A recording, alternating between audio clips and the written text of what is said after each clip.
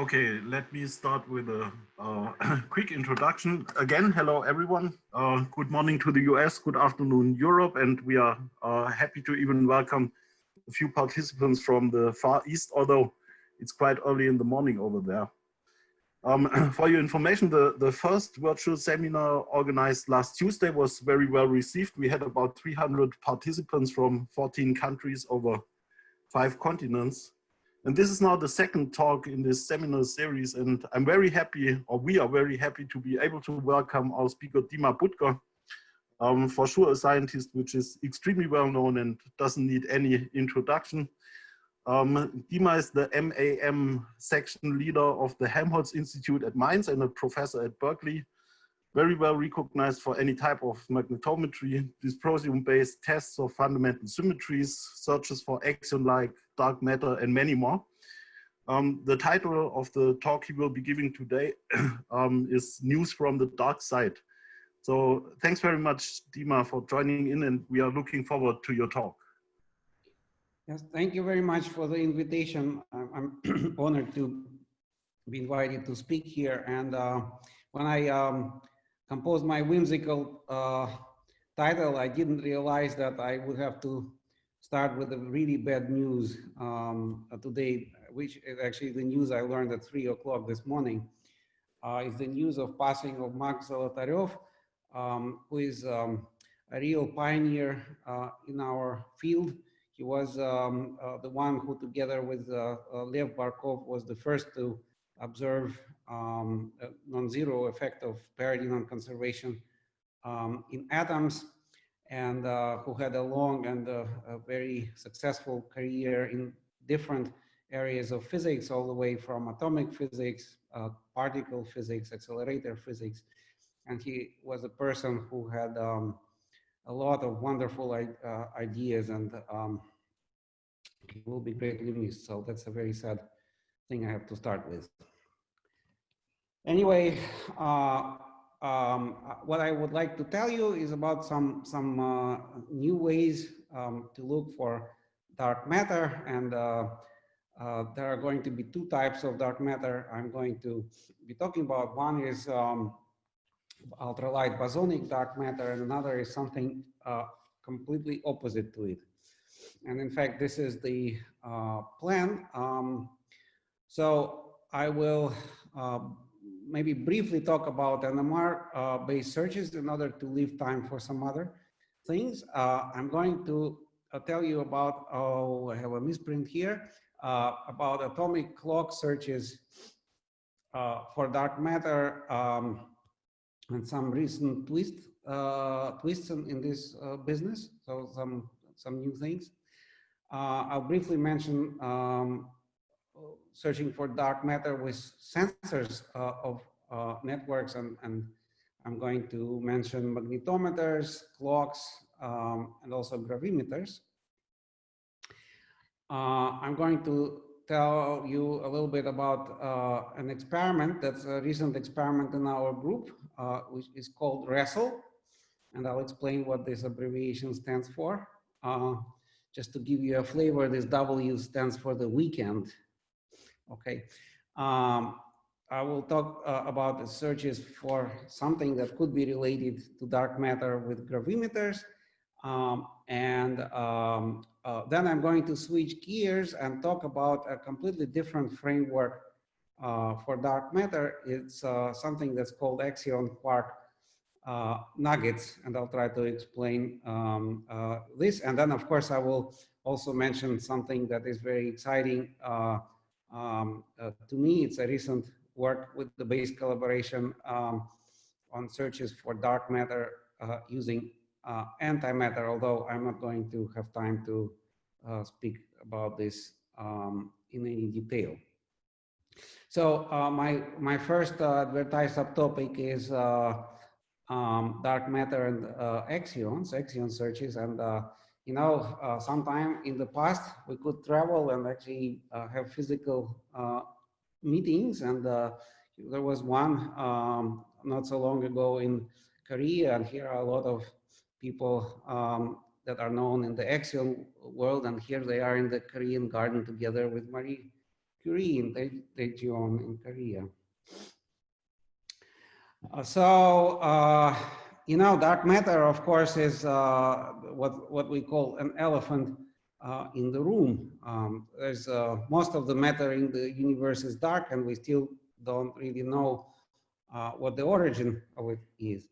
But an interesting fact about it, that it's not the only dark matter, sorry, not the only elephant in the room. Our room actually has a lot of different elephants, and probably this audience doesn't need to be introduced to the mystery of the origin of the matter, antimatter symmetry of the universe. And then a strange fact that there is roughly the same amount of normal matter and dark matter that needs to be explained perhaps. Then there is the strong CP problem, is why strong interactions that could potentially violate CP symmetry to a large extent do not violate it. Why are the masses of the particles so much smaller than the fundamental scales of physics, like, for example, the grand unification scale or the Planck scale. And of course, there is also dark energy. So there are all kinds of different elephants. And so maybe, and it would be kind of intellectually appealing that maybe this is all one and the same elephant, in fact, and maybe we can explain all of these mysteries with some kind of one single framework that would make it very appealing.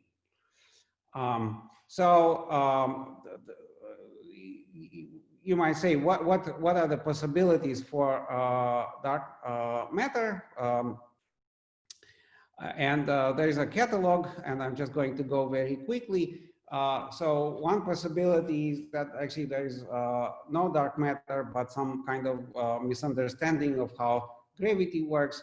An example here is modified Newtonian dynamics theories. And it looks like explanations of this sort, although could be quite appealing, they run into some difficulties. And actually, I'm guilty in participating in one of attempts to explain away dark matter with something else, in this case with finite photon mass. But it also ran into some problems.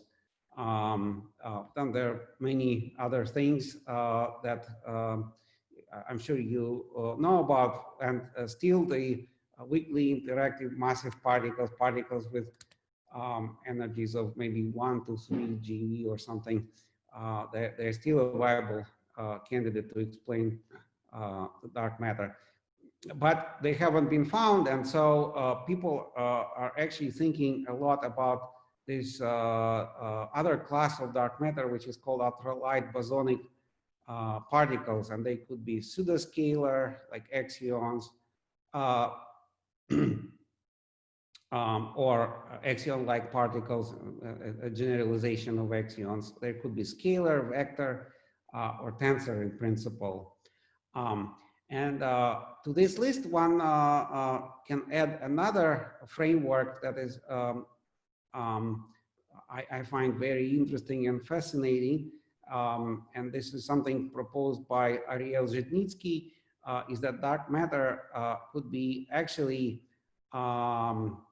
something that interacts very strongly with normal matter. So all of these candidates here that you see here, WIMPs and bosonic dark matter, they have to interact very weakly. And this kind of dark matter, in fact, is something that consists of chunks of quarks and or anti-quarks and interacts at the maximum possible scale, so to say, with normal matter. And the reason it looks dark is because it has a very low ratio of cross-section to mass. So there's a very dense packages of mass, and it is, in fact, this ratio of cross-section to mass that is limited by astrophysics. Well, I'll tell you more about this later.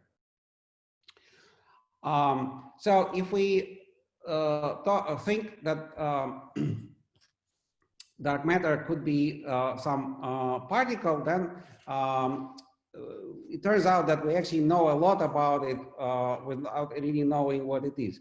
For instance, experimentally, we measure the density of dark matter, and it's about 0.4 GeV per cubic centimeter. And knowing this, we can, if we assume that dark matter consists of one type of particles, we divide this number by the mass of the particle, we have the number density of the dark matter immediately. We also know that these particles in galactic dark matter have to be non-relativistic, otherwise their velocity will be higher than the escape velocity from the galaxy, and they would not be confined to the galaxies. That puts the speed limit to about this value. And this has an interesting consequence that if you assume the mass less than something like 20 electron volts, then this particle has to be bosonic. And it has to do with the fact that if it is fermionic and lighter than this kind of mass, then its Fermi velocity will exceed the escape velocity from the galaxy, and it will also not be confined to the galaxy. So this kind of speed limit, so to say, for bosonic dark matter also says that sort of the spread of energies of the particles, or if you want to now switch to the language of the field, as we often do for bosonic particles, then so the energy spread is less than 10 to minus 6 relatively, or you can say that this bosonic field is an oscillator with a Q factor of about 1 million, or at least about 1 million. And then there is another limit that the particles cannot be too light, because if they are lighter than some value, say on the order of 10 to minus 22 electron volt, then their de Broglie wavelengths will exceed the size of the galaxy. And again, the observation that the dark matter is associated with galaxy will be violated. So there are some simple estimates that you can make based on what I just said. And in fact, it's very easy to write them down. You can calculate the density, as I said. Here are the numbers for the benchmark frequency of this field of 1 megahertz. You can calculate the coherence time and coherence lengths and so on. And one picture that we think is helpful is if we have a bunch of these axions,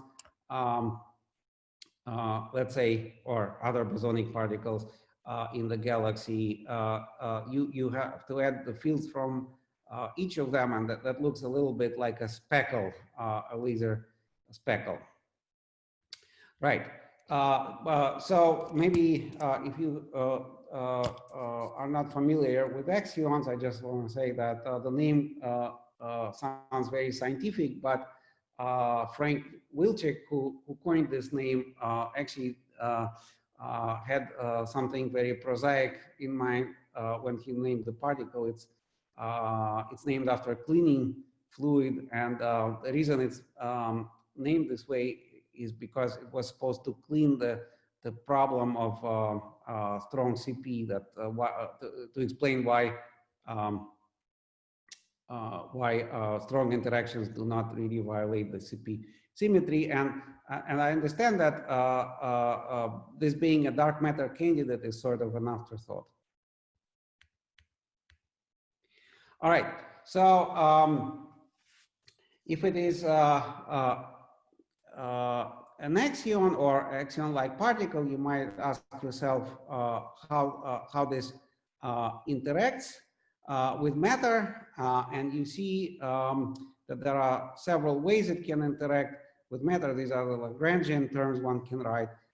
This could be the interaction with photons. So here the F mu is the electromagnetic field, and we write now the bosonic field as an amplitude, so to say. It can also have another term in the Lagrangian where the electromagnetic field is replaced by gluons.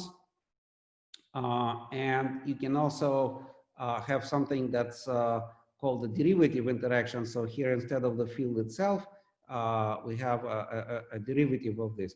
And this object, it looks fancy, but if you write this in the non-relativistic form, then this is just the spin of a particle, for example, a proton or a neutron or electron, if you want. And this is the this is the gradient of a pseudoscalar, and a gradient of a pseudoscalar is a pseudo vector. So it's just like a magnetic field. So this term is analogous to magnetic interaction. And so in fact, this analogy of interaction of the axion being just like the Zeeman interaction is exploited in some of the searches I'm going to mention. So so the key ideas in what I just said is that dark matter could be sort of a classical field, and now we're talking about stuff that interacts weakly, if at all, okay, with matter. So it's not shielded by magnetic shields, for example, and it oscillates at a frequency that's the Compton frequency of the particle. And the line is relatively narrow. And so based on these ideas,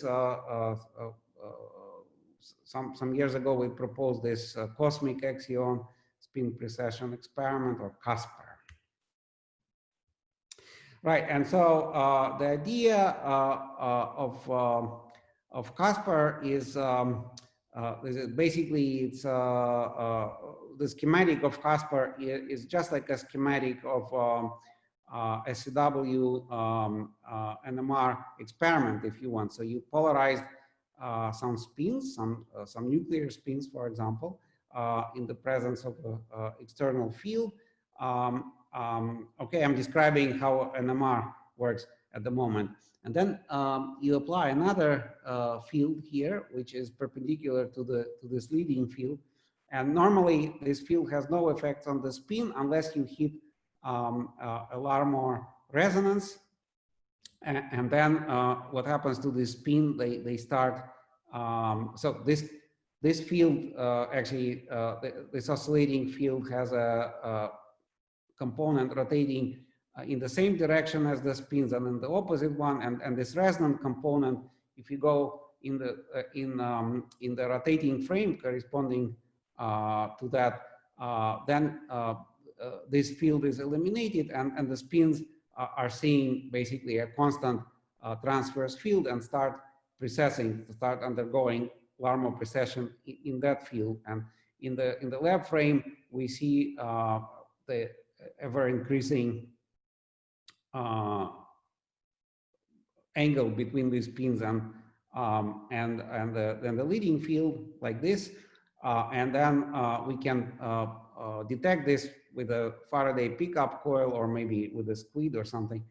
And so in the CASPER experiments, the basic idea is that in fact we do not apply this transverse field as an NMR, but we let the axions do the job here. And there are two types of a CASPER experiment. In one, we actually apply a strong electric field, and what the axions do, they generate an electric dipole moment of the nuclei that then interact with the static field, and you have sort of d dot E term with a d, the dipole moment oscillating together with the axions, and it looks effectively like a transverse magnetic field. Or in the case in the case of the derivative interaction, we don't even need an electric field because sort of the gradient or the velocity of axions is like a magnetic field. And so these are the two types of Caspar experiments. One is called Caspar electric, and another is called Caspar wind. So these experiments are actually in different locations and use different nuclear species.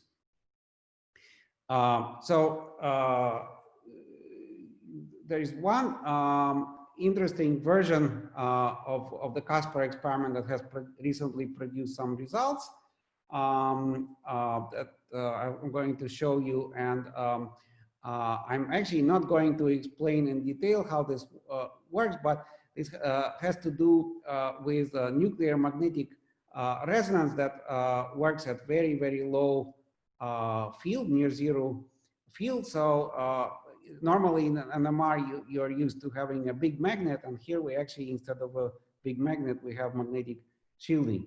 Anyway, so this gave some recent results published last year, and here they are. We are very excited about these results.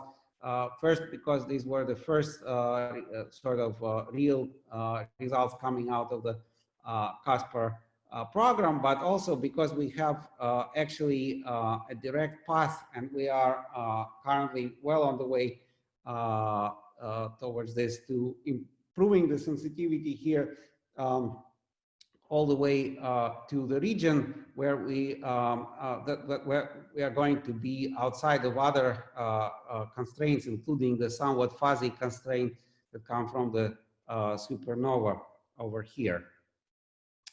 And one of the things that is important to note, that if you go to the very lowest frequency range here, so all the way down to 10 to minus 22 electron volt near here, then you have to be quite careful about what you do because of this effect that I mentioned before, the effect of the speckle. Basically, so these random fields add, and if locally they add into a dark spot, that is just a fluctuation that says that there is a very low density of this field at some time. This is going to persist for a long time, and could persist longer than the time of your experiment. And then if you didn't see anything, then maybe it's not because there is no dark matter at that frequency, but just because you are very unlucky. So you have to be careful about how you extract how you extract your limits over there. Anyway, so this wind program is now continuing towards, first of all, increasing the sensitivity, and second, towards higher frequencies. These are some pictures from our lab in Mainz. So this is something that's called Caspar low field. So what you're looking here is probably the world's lowest magnetic field superconducting magnet. This apparatus is we were hoping, I don't know now with the corona thing, but we were hoping that this will start producing data soon, but hopefully it's still going to be the case. And then in the next step, that is also already in the works, we're going to use a 14 Tesla scannable magnet and go to higher frequencies with this.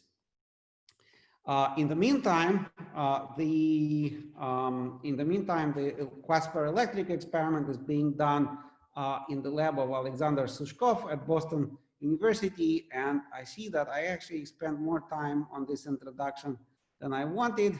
So I'm just going to skip ahead because this is actually something that I just needed to mention to you briefly before I get to some of the newest stuff.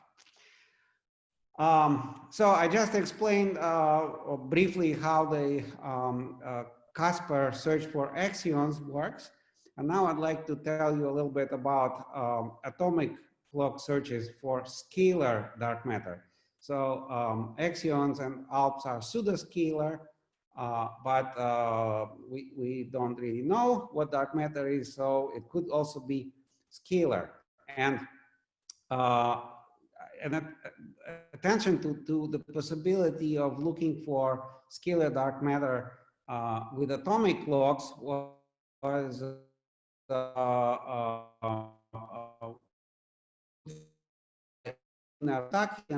her students a few years back. Is now a scalar particle, so there is no interaction with speed. Effectively, these scalar fields, they can change the values of fundamental constants, and if they change the values, maybe changing.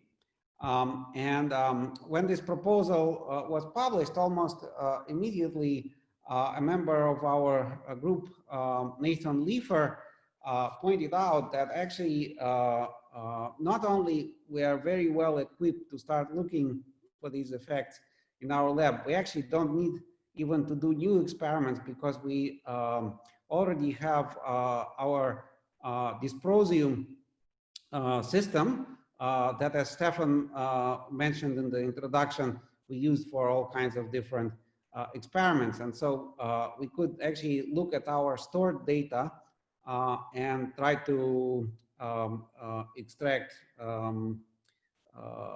to search first, and then when we didn't find anything, to extract the limits on this scalar dark matter. And so in fact, we did that very quickly, and the analysis then was led by our collaborator then from Stanford, Ken van Tilburg, and then also members of our group, and this is Nathan Leifer.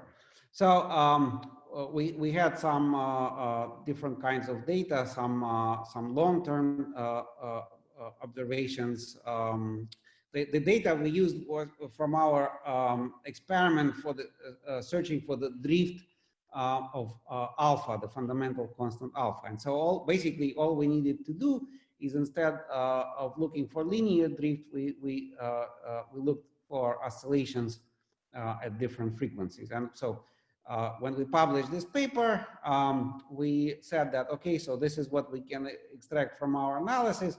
And if you actually go to the best available atomic clock as that year, 2015, then you can do better. In fact, people have been doing this ever since. And not only this limit was achieved a few months after we published this, but even much better results are available right now. So basically, this became more or less a standard thing clock labs do these days. But in the meantime, there's something that happened on the theory front that was very, very exciting. And specifically, what this is a proposal by Peter Graham, David Kaplan, and Surjit Rajendran, that a particle called relaxion, and I love this name because it's a play on words, and I love the play on words, and it consists of the axion here and also an axion that undergoes relaxation oscillations in the early universe, and therefore it's a relaxion. And the idea of these guys' work was that maybe the hierarchy problem can also be solved by some variation of the axion theory. And then later on, Gilad Perez at the Weizmann Institute has also developed his own kind of relaxion theory, and what he did was particularly exciting to me, and here is a summary of what he has done. Let me explain why I was particularly excited to hear about these results, because Gilad said that, look, this relaxion, it can have sort of an internal violation of parity, and so this particle can turn to us both as a pseudoscalar and as a scalar. So it has two faces. And the reason I was excited about this is because for many years before that, I've been advocating that the searches for dark matter should be done with all kinds of sensors that should be correlated with each other. In particular, clocks and magnetometers. And when I talked to theorists, so they said, well, sure, but there is no motivation for it. There is no reason to believe that there will be signals in both of these modalities. And then Gilad said that no, in fact, you have to correlate clocks and magnetometers. So I was particularly excited about this. The kind of axiom that Gilad likes, here is the favored mass range, and it's sort of towards higher frequencies than what we had been looking for before, and this led us to this Russell experiment eventually that I'm going to tell you about. And in the meantime, there is very interesting work spearheaded by Gilad's team, in particular by this gentleman, Abhishek Banerjee, and also these other guys here. And this is the work that says that in the presence of gravitating objects such as the Earth or the Sun, the density of this dark matter can be locally enhanced. And if this is the case, it's a great gift for people like us who are searching for dark matter on the Earth, because the effects can in fact be enhanced by many orders of magnitude in some range of parameters. And so we were thinking how we can start addressing this relatively fast oscillating dark matter, and then we had an idea, and we were so excited about it because it was very simple in our mind, and so we said we can do it in a weekend, and so we called it the Weekend Relaxion Search Laboratory. This is the name coined by Dionysis Antipas in my group, and so this was the team on this original experiment. So all these guys are from our group, except for our colleague Roy Ozeri from the Weizmann Institute, who also kept us honest and really helped us devise this experiment. And indeed, this looks maybe complicated to you because there are many components here, but it's actually something rather simple, and anybody doing high resolution laser spectroscopy probably has it, and there are commercial devices that do this. This is basically Doppler-free saturation spectroscopy. We use a slightly fancy version of this that's called polarization spectroscopy, and that allows us to lock, okay, so what we do is we lock a laser to a cavity, and then we tune to the dispersive part of this Doppler-free signal, and if fundamental constants change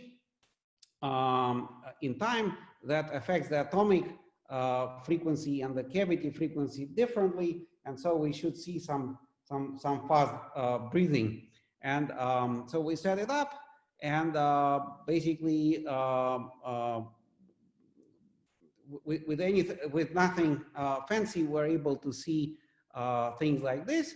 This is 6S to 8P transition at 388 nanometers. We first decided to look at a relatively narrow transition, and so the frequencies here go to about 10 megahertz, and then we decided that we should actually look for a broader range and switch just to the D2 line, and we're looking for sharp resonances, and sure enough, we found some dark matter, and that actually turned this weekend experiment into a 2-month experiment to figure out all the details of possible systematic, and that turned out to be unfortunately not dark matter but systematic.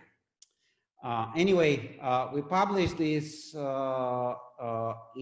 last year, and this was in fact in the spirit of it a quick weekend experiment, and so we realized then that we should really get more serious about this, and we're trying to do this. And so just before the Corona business, we got some preliminary data that's already significantly better than what was published, and we are pretty confident that there is about 2 orders of magnitude in stock for us. So this will be improved further. And what's exciting is that Gilad Perez and friends are telling us that we are going to start reaching some really interesting ranges in parameters over there. Let me just quickly see what we're doing in terms of time. Yes. Okay. So this business with fast variation of fundamental constant, in our case up to about 100 megahertz, led us to thinking a little bit about whether when the constants effectively change fast, you have the same situation as for sort of slowly drifting fundamental constants, and the answer is no. And this is now published in this little paper now in their physique. And in some ways, in some aspects, you have to throw your old concepts out. For instance, for many years, people were telling us that it makes sense to only talk about variation of dimensionless constants, but if you have time varying constants, then, well, in a sense, it's true only if you have fast varying constants, then you can form dimensionless constants just based on something like this. So you can actually compare the instantaneous mass, for example, with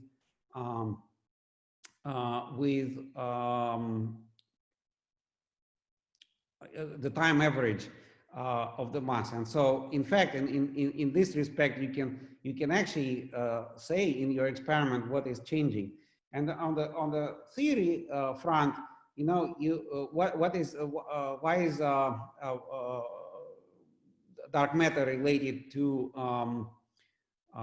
the apparent variation of fundamental constants? Is because you have to put the interaction terms with your dark matter into your Lagrangian, and then you can see how this interaction enters with respect to how, for example, alpha enters. And sometimes you see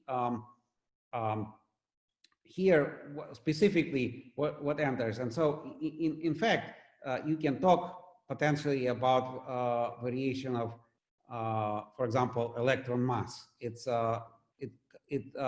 used to be considered forbidden to talk about variation of electron mass, but in this sense, it's okay.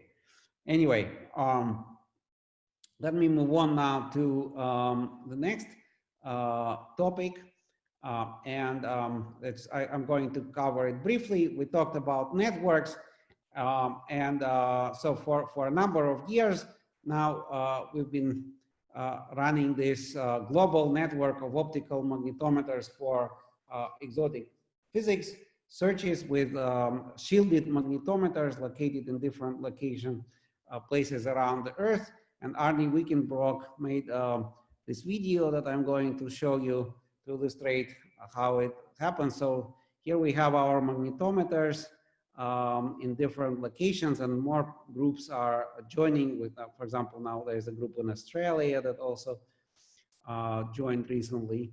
And in each of these spots, you have what we call a NOM station. And that magnetometer is typically sensitive to a particular direction of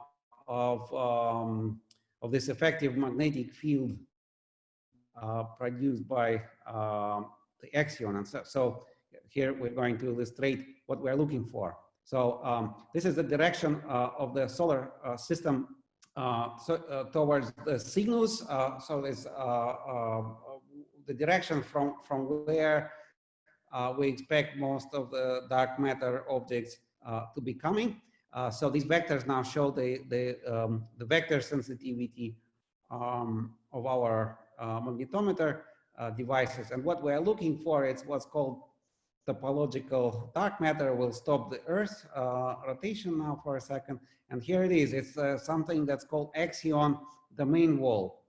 So it's a boundary between the regions of space with different axion fields, and it has a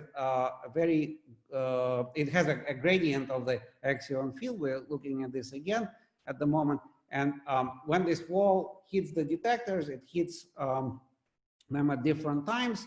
And so now we have a time synchronized records from different stations, and we analyze these data in order to extract, to find such events. Oops, I think I don't need this anymore. There's a number of publications that describe how we do it. So the latest part, we had some hardware descriptions and so on, but the latest is actually the description of the analysis algorithm that appeared recently in the Physics of Dark Universe, and it has full references on this topic over there. So anyway, we are about to actually publish our science results, and there are also all kinds of other things we're looking for with this network, not only the main walls, but also, for instance, axion stars or something that called ELVs, that's interesting astrophysical events. And in parallel with NOM, there are also clock networks. For instance, there is a GPS.dm network that's headed by Andrei Derivenko at the University of Nevada. And in the spirit of what I said, we actually collaborate with GPS.dm and cross-correlate our data. And most recently, we are also looking at the data from PTB Braunschweig. It's a precise comparison of anatomic resonance with the cavity, and so we kind of cross-correlate all these sensors. All right, so I've been talking now about 45 minutes, but if the chair gives me another 10 minutes, I would be super grateful, but I don't need more than that. As much as you like, Dima. Oh, okay, until tomorrow then? People can log out, right? Okay, good. So, thank you. So now, as you probably know, I like elephants, and here is something I would like to tell you about that has to do with an elephant that is actually inside the Earth. And how come an elephant can be inside the Earth? Well, we've been talking about dark matter particles that interact very, very weakly with normal matter. So suppose we have a dark matter elephant and we put it on the surface of the Earth. the gravity, of course, acts on everything, and so this elephant is attracted to the center of the Earth, except the ground wouldn't hold it. It will go right through the Earth, and in fact, it will start sloshing around over there. And what you see here are the gravimeters, precision gravimeters on the surface of the Earth. And this, if this elephant is sloshing around there, we might be able to detect it with these gravimeters. So actually, this idea I first heard from Alan Mills, who people who work with antimatter, of course, know as the champion of anything having to do with positrons and positronium. But Alan told me that once he had this idea, and actually was not able to analyze the data properly, and so with a bunch of enthusiastic workers, we decided to carry out this analysis. And actually, this is beautiful. The idea, I mean, is beautiful, because you remember when you took your first course in physics, you probably solved the problem that if you drill a tunnel through the Earth, and the Earth was assumed to be a sphere of uniform density, and you take an object and you throw it into this tunnel, so it goes towards the center with acceleration towards the center of the Earth, and then it has high speed, then it goes through, and then eventually it turns around and it'll come back. And we all calculated how soon it will come back, and the answer is about 80 minutes. Now,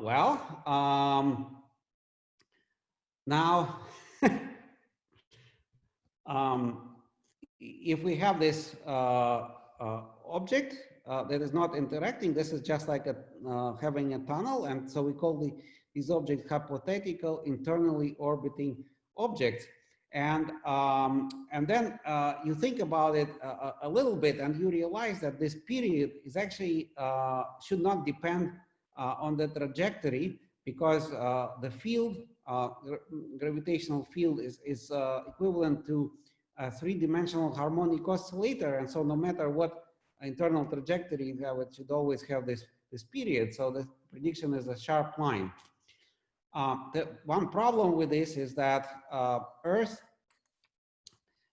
is the furthest thing from a sphere of uniform density. In fact, if you plot it, you start with about, so this is ocean, and this is like 3.7 or something, the ground density on average over the solid, and then you go in, and then about halfway through, the density just doubles, and this is the boundary between the mantle and the core, and then there's another sharp step, so you end up with a density of 13 grams per centimeter cube. So it's very non-uniform. It's so non-uniform that if you measure if you actually do drill a tunnel and go in with a gravimeter and measure the gravitation, so naively you would expect small g to be falling, but in fact it's first increasing and then falling. So non-uniform this is. So you might think that this idea is out, but you can rescue it by noticing that near the center of the Earth, the density is actually uniform. And if you assume that your elephant is oscillating relatively with a relatively small amplitude, then it's okay. All of these beautiful features I talked about are still there, except because the density is higher now, the period is not 80 minutes, but 55 minutes. And so that was the idea, to look for this 55-minute period. And it turns out that many years ago, beautiful devices called superconductor gravimeters were invented, and these have mind-boggling sensitivities of something like 10 to minus 12 G small g, right? The acceleration of gravity per hertz, something like this. And there is in fact a whole network of these around the Earth, and it has been operating for 40 years now.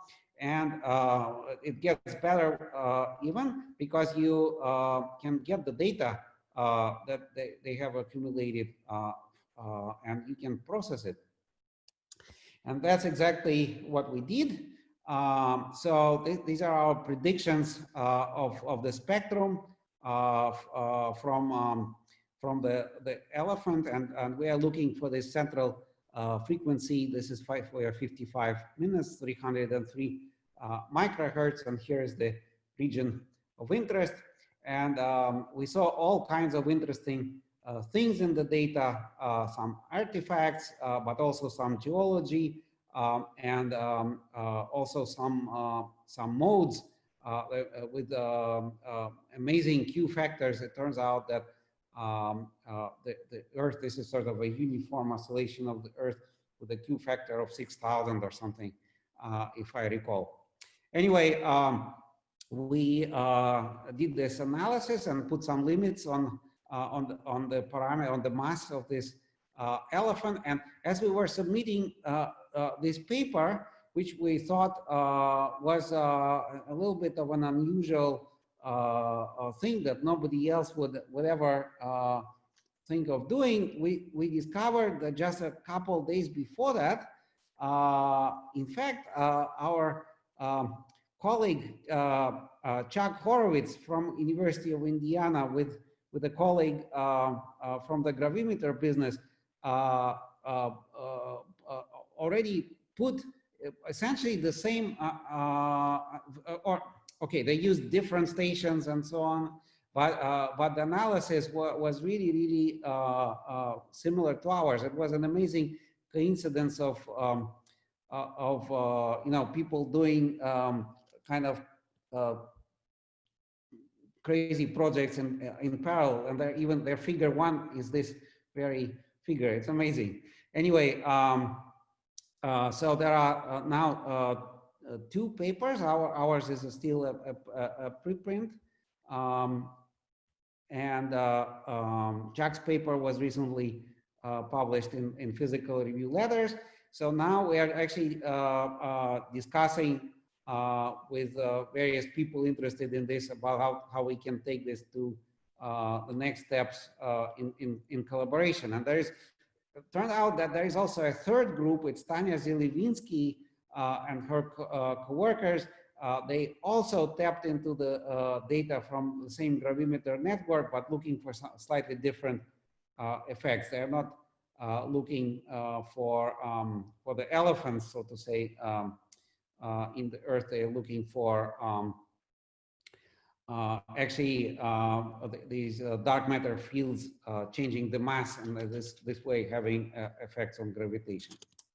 All right, so now in the last 3 or 4 minutes, I would like to introduce to you to something completely different. As I said, it's this quark axion quark nugget idea, and this was put forward in this form by Ariel Zhitnitsky.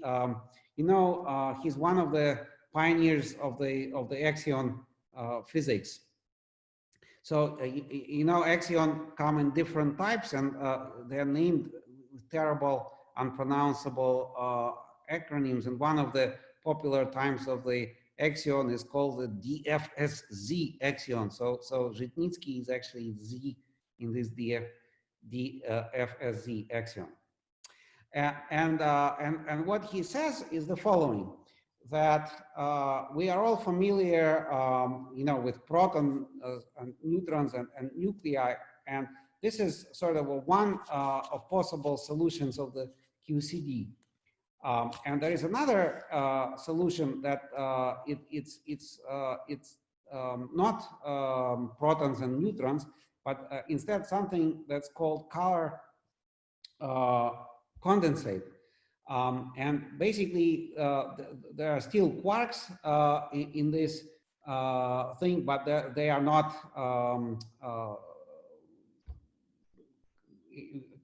assembling in protons and neutrons. And apparently, this kind of matter could have existed in the early universe. People have suggested before that chunks of this color condensate could have survived. I think Witten was the first person to put this forward. But people who analyzed this had a little bit of problem seeing how these chunks of this color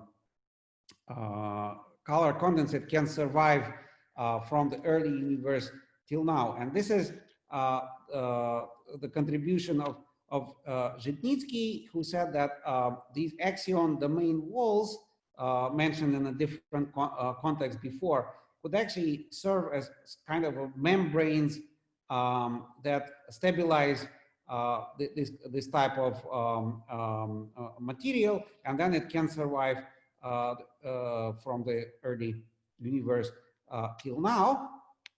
And these things could be of basically very large size, macroscopic size, maybe 10 to minus 5 centimeter typically, and can contain something like 10 to the 25 quarks or anti-quarks. Now, what is contained in these things, quarks or anti-quarks? It's determined by the conditions in the early universe, and it's possible that more anti-quarks are hidden in these objects, and that would explain why we have matter-antimatter asymmetries, because antimatter is hidden in these things.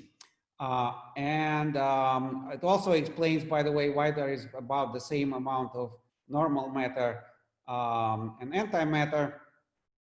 And these objects, they have basically, when they hit the Earth, they have more or less geometric cross sections. And if this is anti-quarks inside, they just annihilate and produce a lot of energy. But they have 10 to the 25 quarks. And if you see what happens when it hits the Earth, then you discover that as it flies through the Earth and produces these annihilation events, it doesn't actually burn itself fully. It actually can go through the Earth and maintain most of its quarks, despite of the fact that there are these intense annihilation are going on. And as it goes, it deposits a lot of energy along the way. And so Zhitnitsky and company, they have worked out all kinds of details about this scheme. Recently,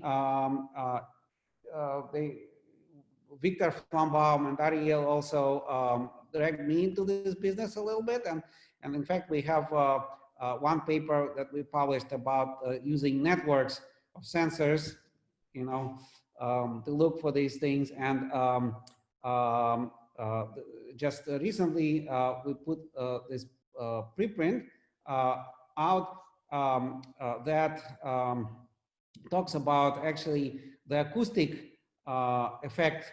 So when this quark nugget goes through the Earth, right, it deposits energy, and some of it goes into sound. And so we did some estimates about the sound in the ground and sound in the atmosphere. And while we were doing this, Ariel discovered something online. Actually, he discovered that there are these things that are called skyquakes. These are sometimes this happens when you hear some rumble in the sky, and there is no obvious reason where it's coming from. So there are no meteorites around, there are no military explosions, no hypersonic aircraft, no lightning, no nothing. And what was particularly exciting is that he found one of these skyquakes that was extremely well instrumented, so to say. It was detected by an observatory, infrasound observatory that is surrounded by seismographic stations, and they have all observed this event. And that what's interesting is that it is actually consistent with what we more or less with what we estimate the parameters of this explosion could be. So if you are interested, I recommend that this paper gives a lot of references and background. All right, so I'm done. I just want to say that out of all the recent things in the world of dark matter searches, what excites me most is the search conducted by the base collaboration. And again, it's this kind of search where you don't do a new experiment, where you dig into the data. And this was to look for possible interactions of pseudoscalar dark matter with antiprotons. And so it's a basically search for dark matter using an antimatter probe. And to me, it's extremely appealing because it again connects the elephant of dark matter and the elephant of matter-antimatter asymmetry.